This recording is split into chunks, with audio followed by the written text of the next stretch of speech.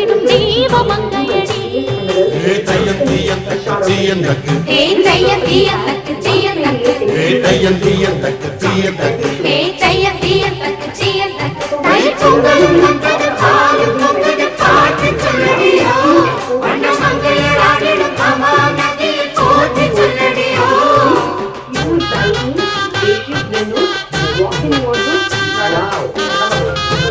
சொன்னா என்ன பண்ணி நினைக்கிறேன்